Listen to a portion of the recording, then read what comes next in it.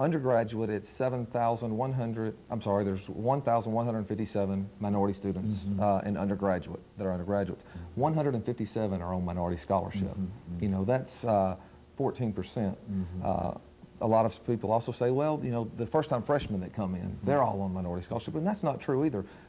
First-time freshmen in fall 2003, we had 92 Caucasian students come in, 27 received minority scholarship. So students, if you talk with them on campus, when you're on campus, a lot of them come there because of the programs that are offered. I mean, we have one of the best engineering programs in the country. We have one of the best nursing programs. A lot of students make their choice, minority students make their choice to come to TSU because of their area of study, their interest, and also because of the location. I mean, Tennessee State University is not only an HBCU, it's the only state school in Nashville. So, you know, it's the location that entices a lot of the students to well, come see, that, I think, Ms. Gunter, that's what we're concerned about, that a lot of folks have a lot of misinformation, misimpressions, and et cetera.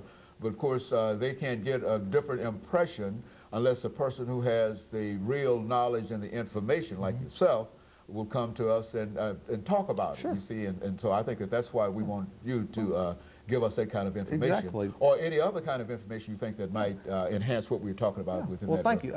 You know, that misperception is not only in, out in the surrounding community, but sometimes at the university itself. You know, that we have a lot of students there on minority scholarship, or they come there for one reason, and that's the furthest thing from the truth. That a lot of the students come there and they want to be involved with the university and student activities and receive their degree. And you know, TSU is one of the best schools in the country. I know I can simply echo that, because I know in all of my classes I've had minority students, not only Caucasian students, but Asian students, Hispanic students, and et cetera, and et cetera.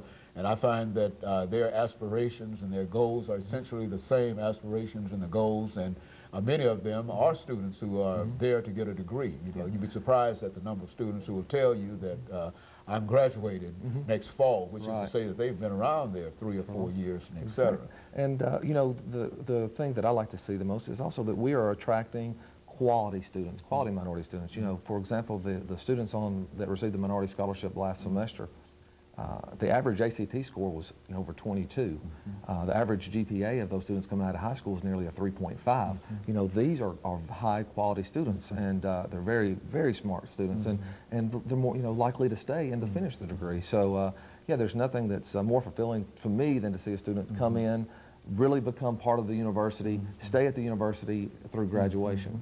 And then be able to go out and be successful. And become a very, very important alumnus of Tennessee State University. And we do have a number of individuals who are minority within that context out in the general national population doing very, very well, having graduated from Tennessee State University. We sure do. And I'm sure you could attest to that, because you probably got a list of individuals. You know, we do. We have a lot of students that end up graduating in various degrees. A lot of students stay and go to graduate school at TSU that receive their undergraduate degrees there.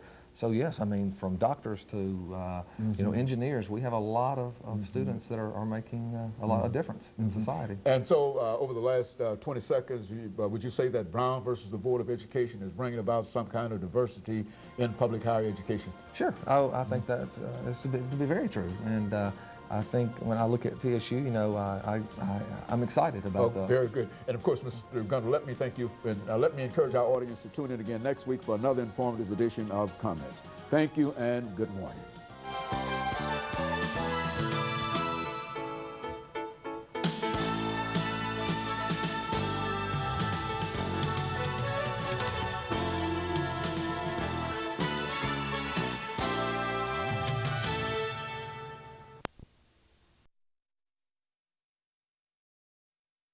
And we're fortunate to have with us to talk about religion and health, Dr. CPoe, a psychiatrist in Nashville, Tennessee.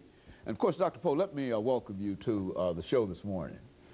Very good to be here. And of course, Dr. Poe, we've had you on a number of occasions, and each time you bring us such excellent information.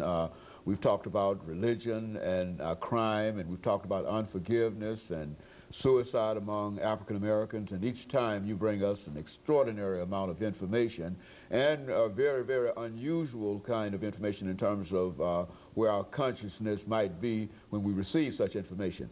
And what I'd like to do today is to simply make preparation to receive such information dealing with religion and health.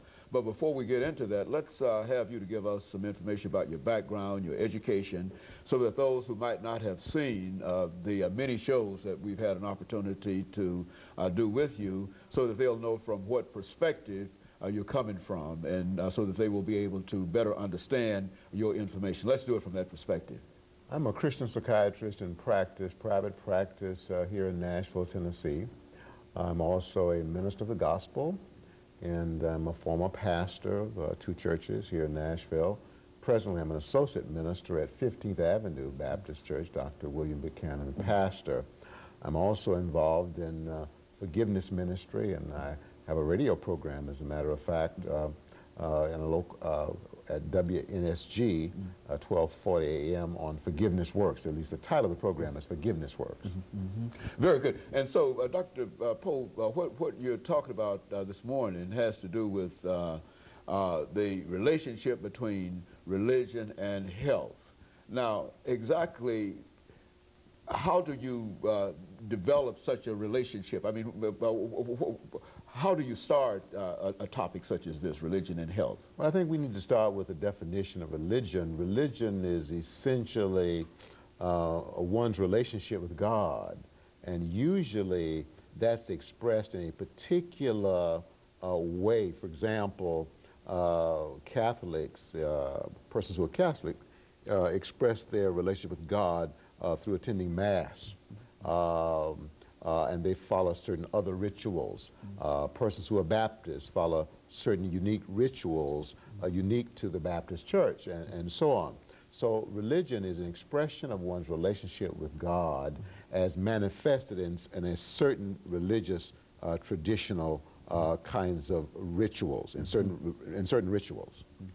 Very good. And but now, when you bring health into this, you're indicating that the religion that you practice will have something to do with your bodily health. Yes. Is that a relation? Is that what we're talking about? Very much so. As a matter of fact, the research now has shown over the last 15 years, Dr. Haney, that people who pray on a regular basis, people who attend a place of worship, church, synagogue, or temple on a regular basis, meaning once or more a week, these people have better mental health, they have better physical health, they live longer, they have better functioning immune system, systems. Therefore, when they do get sick, they recover faster. So we know now, based on many studies, as a matter of fact, in the last century, there was a total of about 1,200 studies done in the area of religion and health. And about 79% of them affirm that religion, people who are religious, have better mental and physical health. And so the research has already been done, but somehow we've moved beyond that, and we've not recognized that relationship in modern society. Is that what would that be a fair assessment? Well, the research, there have been a number of studies now that affirm that religion improves health, and that religion helps to protect against illness. In other words, if I'm religious, that decreases my likelihood of developing depression. It decreases my likelihood of developing cancer, diabetes, hypertension, heart disease. It extends my lifespan. It improves the quality of my life. We have studies now that show that people who are religious, by and large, report more well-being. They have more positive emotions, such as joy and hope and optimism. And these positive emotions have been found to correlate with better mental and physical health. Okay, Dr. Poe, well, what we're going to do, and it seems that we're ready for our first commercial break already, but what we'd like to do is to get the source of this. I mean, certainly religion has all of these positive things that you're saying, but now what are some of the things, some of the sources of all of these positive developments between religion and health? And that's what we want to do when we come back for our second commercial break to talk about the relationship between religion and health. Talking to Dr. CPoe